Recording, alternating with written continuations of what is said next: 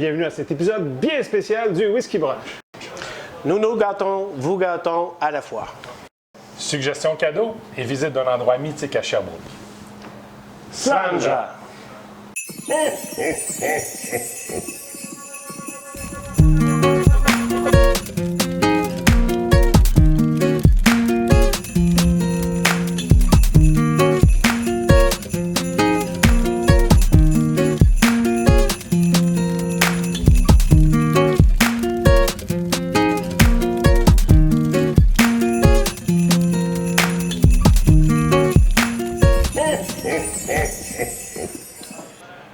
Bonjour et bienvenue à cet épisode bien spécial du Whisky Brunch. Évidemment, vous l'aurez deviné, on est dans une capsule de Noël. Nous sommes en plus dans un endroit mythique de Sherbrooke, le King Hall, qui est un établissement de Sherbrooke qui est en vie depuis plus de 30 ans. Ils ont ajouté une nouvelle partie qui s'appelle le King Alexandre. On va vous en parler un petit peu plus davantage, où on trouve évidemment des whiskies, c'est pour ça qu'on est là, mais aussi de la bière en fût, beaucoup d'autres alcools et une cuisine. Dans les alcools, ils ont quand même une belle sélection, Martin. Ils ont une superbe sélection, honnêtement. Si vous cherchez des bonnes tequilas, des absinthes, des gins, ils ont une panoplie de beaux gins. Que ce soit le rhum aussi, et bien sûr, notre élixir à nous. Oui, c'est la place pour les mixologues de la région. Effectivement, on a eu la chance cet été de venir essayer les Octomore 12, le 12.1, 12.2, 12.3. Ils ont fait une espèce de spécial pour pouvoir avoir un petit peu de whisky dans chacun, pour pas que ça coûte trop cher non plus. Il n'y a pas si longtemps, je suis venu essayer des Ardbeg, où ils ont une sélection qu'on ne trouve pas à l'SAQ. C'est vraiment un endroit très spécial. Si vous venez à Sherbrooke, on vous invite à venir y jeter un œil. Ils ont aussi un club de whisky, hein? Oui, il y a un beau club de whisky qui a débuté juste un peu avant la pandémie.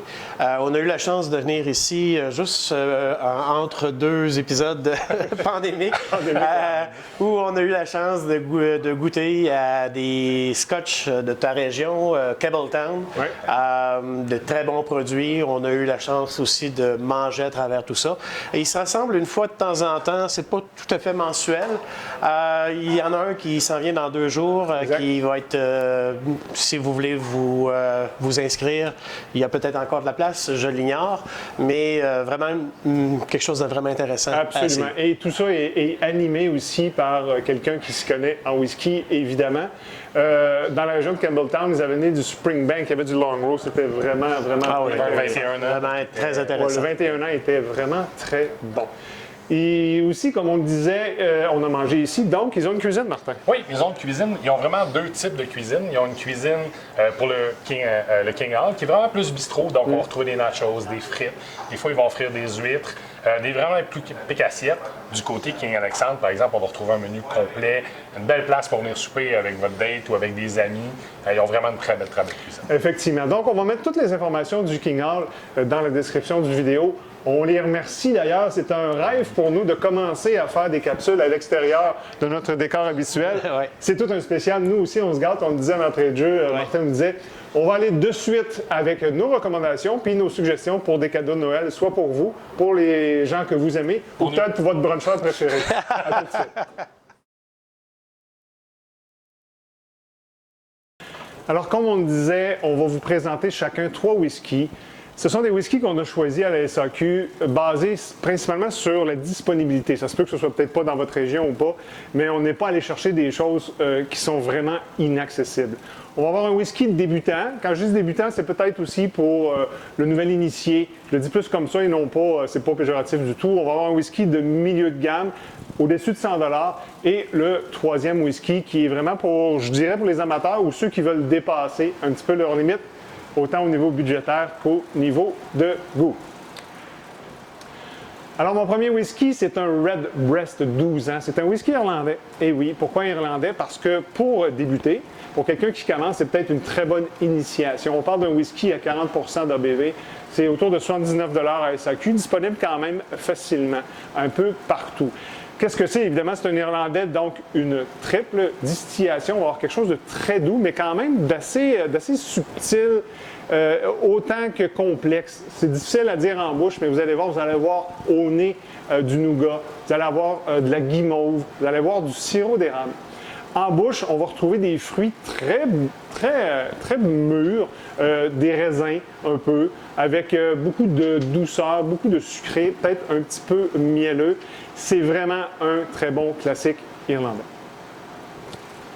Mon deuxième whisky, c'est quelque chose que j'aime depuis longtemps, qu'on trouve quand même encore à la SAQ. C'est un Balvenie 12 ans Double Wood. C'est quelque chose que j'achetais auparavant, que j'achète un peu moins parce que mes goûts ont changé. On parle d'un Speyside à 40 d'ABV. Les prix ont monté un peu, il est autour de 119 $, mais facilement trouvable. J'ai initié beaucoup de gens à ça qui ont adoré parce que le finish bourbon et à la fin, avec du Oloroso Sherry, ça fait quelque chose de très sucré. Ce qu'on a au nez, c'est quand même assez floral, avec un peu de miel, de chêne, des noix. En bouche, c'est vraiment, on goûte le sherry, on goûte la noix de muscade, on a peut-être des fruits secs à la fin. C'est très long à la fin au palais, c'est vraiment très bon avec peut-être un petit peu d'orange et des épices. C'est très élégant, mais c'est très, très bon en bouche. Mon troisième et dernier whisky, je vais du côté de Islay, chez Ardbeg, avec le Hugedal. On parle quand même d'un whisky qui est cask strength à 54 %. On est autour de 174 $. Donc, ce n'est pas nécessairement abordable, mais là, on va vraiment dans Islay. Donc, c'est aussi maturé dans du sherry et du bourbon. On a au nez, évidemment, c'est peated, quand même assez poivré. On a un peu de goudron. On peut avoir un peu de café au nez. C'est vraiment, vraiment spécial. Les gens qui aiment Ardbeg et qui aiment le fumer, vous allez tomber en amour avec ça. Au palais, on a quelque chose de quand même assez complexe, quelque chose de riche, avec un peu de sel de mer. On a du chocolat noir, évidemment du peated et de la fumée. C'est bien, bien balancé. Je vous le recommande fortement. Bonjour, c'est à mon tour de vous présenter mes 3 whiskies. Je vais commencer par mon entrée de gamme. Je vais vous parler du Auchentoshan 12 ans. Un beau petit whisky. On appelle ça un breakfast whisky parce que ça vient des Lowlands, de la distillerie Auchentoshan qui est située dans la ville de Glasgow. Distillerie qui existe déjà depuis bientôt 200 ans. L'an prochain, ils vont fêter leur 200e anniversaire. L'Auchentoshan, un petit whisky simple. Au nez, on va sentir du gingembre, des fruits tropicaux, des agrumes. Vraiment, quelque chose de très simple. Lorsqu'on va le mettre en bouche, de la vanille, de la noix, du miel. Vraiment une rondeur, une douceur. Ce sont vraiment des whiskies d'entrée de gamme. Donc, très bien pour un premier whisky. Mon deuxième whisky, le Lagavulin 8 ans. Donc, on est dans la partie de Islay. La distillerie Lagavulin se trouve au sud complètement de l'île, située entre les deux distilleries Laphroaig et Ardbeg. Belle distillerie, moi j'adore le Lagavulin. J'en ai déjà parlé dans une ancienne capsule. Lagavulin 16, c'est mon préféré. Je suis allé maintenant vers le Lagavulin 8 ans, qui est un whisky intermédiaire disponible à la SAQ pour 102 $. Lorsque on le hume, on va sentir des odeurs de chocolat au lait. On va avoir des odeurs de thé. Un goût fumé, parce que lorsqu'on parle de Lagavulin, c'est un whisky qui est typiquement tourbé et fumé, mais pas autant que le Lagavulin 16.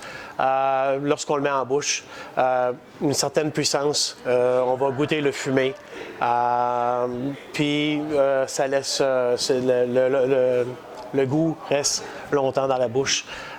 Beau petit produit. Disponible, comme je disais, à la SAQ. Mon troisième produit, là, on s'en va complètement dans le champ gauche. Même si je suis un amateur de Islay, j'ai décidé d'aller complètement sur la côte ouest des États-Unis, une distillerie qui s'appelle Westland. J'ai décidé de vous présenter la bouteille Gariana, 6e édition. J'ai eu la chance de goûter cette bouteille, plutôt la 5e édition chez mon ami Alain. Cet été, dans une dégustation à l'aveugle. J'ai été vraiment très surpris par ce whisky. Lorsque je le humais, j'avais tendance à croire que c'était un whisky qui provenait de la région d'Highland, très fumé, très tourbé. Dans mes choix, c'est disponible. Autant la version 5 que la version 6 sont disponibles à la SAQ pour la modique somme de 199,75. Donc, c'est pas donné, mais c'est quelque chose qui, pour la personne qui est un peu plus expérimentée, la personne qui veut un peu sortir des sentiers battus, quelque chose de vraiment bien. Donc, pour mes suggestions à moi, écoutez, vous connaissez ma passion pour les îles, donc je vous propose en début, pour le débutant, un hareng 10 ans.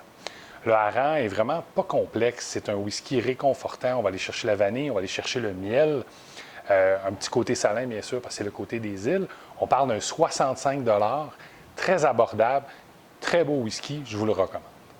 Au niveau un peu plus intermédiaire, je vais rester dans la même région, les îles, même si ce n'en est pas une. Je vous recommande le Talisker Storm. Oui, c'est une des bouteilles préférées à Alain et je lui ai volé. Je me l'approprie. Écoutez, le Talisker Storm, même principe au niveau des îles, on va aller chercher un petit peu le salé. Ce qui est très intéressant, c'est qu'il y a un côté fumé, un côté poivré. Pas d'age statement, donc vraiment intéressant. Un 105 à 110 $, dépendamment de la région où vous êtes. Vraiment excellent. Niveau un peu plus expert ou avancé, je fais comme mes collègues, je vais chercher un whisky d'Islay. Je vous recommande le Ardbeg Corryvreckan.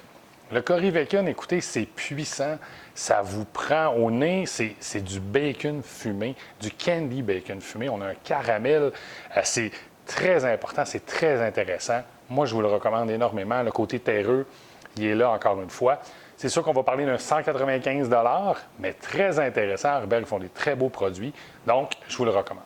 Shout-out, où je peux me permettre, il n'y a pas beaucoup d'amateurs de bourbon dans notre groupe, excepté moi. Donc, prenez le temps aussi, un très bon bourbon présentement disponible à la SAQ qui s'appelle le Legend. Le Legend, c'est le maître brasseur de chez Jim Beam qui s'est associé au blender de chez Suntory. Ils nous ont concocté un bourbon tendance japonaise avec des fûts du Kentucky. Encore une fois, c'est très intéressant. On parle d'une soixantaine de $. Allez en chercher, il n'en reste pas beaucoup. Ceci conclut notre épisode spécial de Noël du Whisky Brunch. Merci au King Hall de nous avoir reçus encore une fois. Et qu'est-ce qu'on se souhaite, messieurs, pour Noël?